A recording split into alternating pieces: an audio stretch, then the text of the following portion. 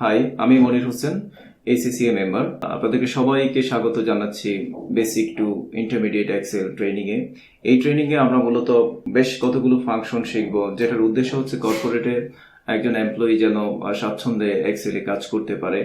পাশাপাশি আমরা কিছু টুলস এর কাজ শিখবো। এক্সেলে বেশ কিছু রেডিমেড টুলস আছে যেগুলো দিয়ে খুব সহজে রিপোর্ট তৈরি করে ফেলা যায়। তো আমরা চলে যাচ্ছি লার্নিং এর। নাও ডিসকাউন্ট। আমরা টোটাল অ্যামাউন্ট থেকে যদি কাউকে নর্মালি আমি ফিগারে দিতে চাচ্ছি এই ডিসকাউন্টটা, যদি 50 টাকা ডিসকাউন্ট দিই, কোথাও 40 টাকা ডিসকাউন্ট দেই, কোথাও 100 টাকা ডিসকাউন্ট দেই, কোথাও 20 টাকা ডিসকাউন্ট, সবাইকে দিতে হবে কথা নেই, কোথাও কোথাও আমরা দিচ্ছি ডিসকাউন্ট। এবার এই টোটাল সেলস অ্যামাউন্ট থেকে ডিসকাউন্টটা বাদ দিয়ে আমাদের নেট সেলস বের হবে। তো আমরা সেই কাজটা করে ফেলি। একইভাবে equal this total amount minus this discount and enter। আমি একইভাবে কপি করে ফেলবো মাউস দিয়ে ধরে নিচের দিকে টান দিয়ে। এবার VAT এর পালা। আমরা এখন VAT বা ভ্যাট বের করব। প্রত্যেকটা সেলসের উপরে 5% ভ্যাটের কথা বলা আছে।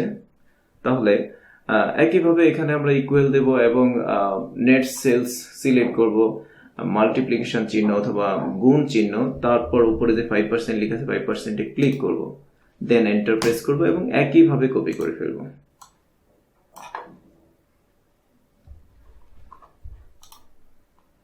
আমরা দেখতে পাচ্ছি কপি করার ফলে কিছু ভুল রেজাল্ট আসলো।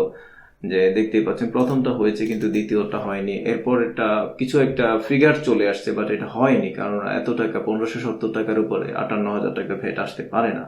তো এইটা আসলে কি কারণে হলো আমরা সেই বিষয়টা আগে একটু দেখি, তারপর হচ্ছে সেটাকে সলভ করার চেষ্টা করি। এক্সেলে যখন কোনো ফর্মুলা লিখবেন, ফর্মুলা লেখার পর আবার যখন এডিট করার দরকার হয় বা দেখার দরকার হয় যে ওখানে কি ফর্মুলা আছে, সেটা আমরা ওই সেলের উপরে ডাবল ক্লিক করে তারপর দেখতে পারি। আমরা ডাবল ক্লিক করে দেখছি যে এখানে J4, দিস ইজ J4, যেহেতু J কলাম এবং 4 নাম্বার রো, J4 এবং K2 রেফার করা আছে। এটা প্রথম সেলে যেখানে আমরা ফর্মুলা লিখছিলাম।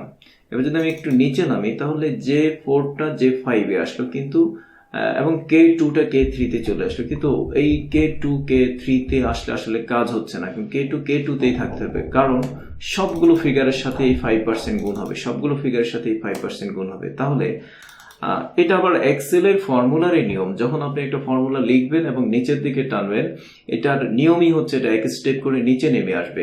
কিন্তু ক্ষেত্র বিশেষে যখন আপনার দরকার হবে কোনো একটা সেলকে লক করে দেয়া বা ফিক্সড করে দেয়া যে এই সেলটা নিচে নামা যাবে না বা নামতে পারবে না, সেই ক্ষেত্রে আমরা একটা সেলকে লক করে দিতে পারি। এই লক করার নিয়ম হচ্ছে আপনি ডাবল ক্লিক করে এটাকে এডিট মোডে নিয়ে আসেন এবং একটু খেয়াল করে দেখেন, এইটা K2 হচ্ছে একটা কলাম এবং রো এর একটা ইনসারশন পয়েন্ট। সেখান থেকে আমরা কলামটাকে নিচে নামানোর পিছনে, কারণ এটা K কলামে আছে, আমরা নামাবো হচ্ছে রোটাকে, অর্থাৎ 2 নাম্বার রোটা 3 নাম্বার রোতে চলে আসে, 3 নাম্বার রোটা 4 নাম্বার রোতে চলে আসে। তাই এই 2 এর আগে একটা ডলার চিহ্ন দেব। অ্যাকচুয়ালি কোনো কিছু লক করার জন্য, কোনো সেলকে লক করার জন্য ডলার চিহ্ন দিতে হয়। এটুকু আমরা শিখলাম। এইবার আপনি এই ফর্মুলাটাকে এখন মাউস দিয়ে ধরে টেনে দেন, তাহলে আমাদের ভ্যাট ক্যালকুলেশন হয়ে গেল। তাহলে দেখেন খুব কম সময়ে আমরা একটা গুণ, একটা বিয়োগ, একটা পার্সেন্টেজ বের করা অন সাম ফিগার আমরা করে ফেললাম। এবার আমরা বাড়তি কিছু প্র্যাকটিস এখন এই ডাটার উপরে করবো। ডেফিনেটলি আপনারা এই প্র্যাকটিসগুলো বাসায় লিখে করবেন। লিখে প্র্যাকটিস না করলে, শুধু দেখে প্র্যাকটিস করলে এক্সেল শেখা যাবে না আসলে। তো বন্ধুরা, আজ এ পর্যন্তই। এক্সেলের পরবর্তী ক্লাসের আমন্ত্রণ জানিয়ে আমি আজকে এখানেই শেষ করছি। বিদায়, আল্লাহ হাফেজ।